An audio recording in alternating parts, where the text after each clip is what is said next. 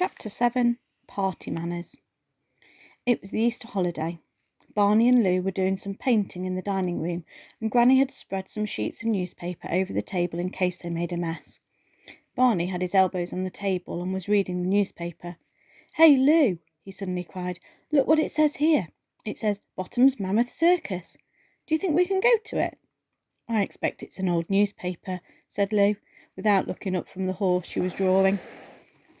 "The circus has probably been and gone a long time ago." "No, but Lou, do come and see," begged Barney. "It might not have." Lou came round the table and looked at the advertisement.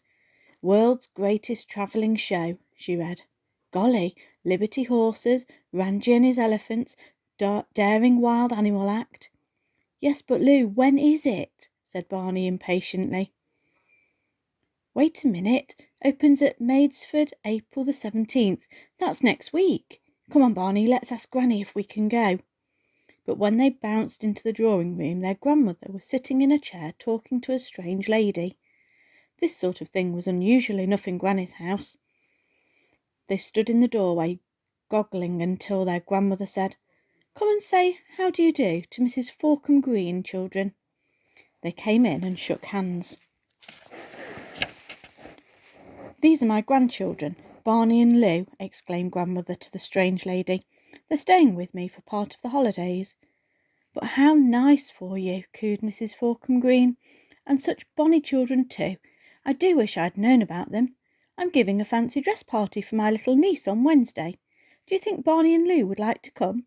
Most children nowadays seem to hate parties, but I think they're good for them, don't you?" "Oh, a fancy dress party!" exclaimed Lou. "Do let's go, Granny. I'll go as a puma." "And I'll be a caveman," said Barney. "Granny, can we?" "And Granny, can we go to the circus too? It's next Monday. Please, Granny, let's." Now, exclaimed Granny. "Circuses and cavemen and pumas, I'm afraid we'll have to see, dears." "They do seem to be keen, the darlings," said Mrs. Forkham Green. "Do bring them if you can. I'm sure they'd look charming as a puma and a caveman. My little niece is going to be a Dresden shepherdess. We got the costume specially from London, and she looks so sweet in it. It's been so delightful meeting your charming grandchildren. I do hope we shall be seeing them on Wednesday." Mrs. Forkham Green swept out and drove off in a large shiny car, and Granny began to explain the difficulties of making fancy dress costumes with only a day and a half to do it in. Perhaps they could go to the circus instead of the party, but she thought their parents were coming at the weekend to take them home. The children went off rather gloomily. They hadn't the heart to go on painting.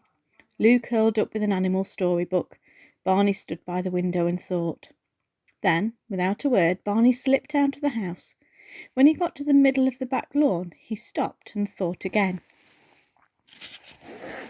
He went back into the house, crept upstairs, and searched around his bedroom until he found his precious collection of glass marbles. Then he slipped out of the house again and set off for the chalk pit. He was wondering if the plan he had thought of would work, or rather he hadn't got a plan, he just had a feeling that Stig could help him once more. But it was going to be difficult to explain this time. He was sure that Stig wouldn't understand about fancy dress parties, but Stig had such a lot of things in his den that some of them were bound to come in useful, if he could get Stig to part with them.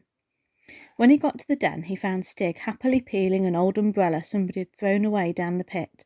He ripped the cover off and tried it on himself in different ways. By tearing a bigger hole in the middle and climbing into it, he found it made quite a useful sort of skirt. "That's clever, Stig," exclaimed Barney. "It'll keep the rain off too." Stig then turned his attention to the frame of the umbrella. He wrenched the little struts off one by one, and then sat looking at them as they lay in a heap in front of him. Barney could tell he was wondering what he could use them for. He found the first use without thinking. It was just right for scratching an itch in the middle of his back. He looked at another one for some time and played with it in his hands. He found that he could stick its two legs into the ground so that the long part reached forward at an angle. Suddenly he reached for a small turnip and stuck it on the end that was in the air. The whole thing wobbled a bit, so he fitted another strut so that there were 4 legs to hold the turnip. Then he brought it near the fire so that the turnip was hanging over the hot embers. And there it was, a standing toasting fork or spit.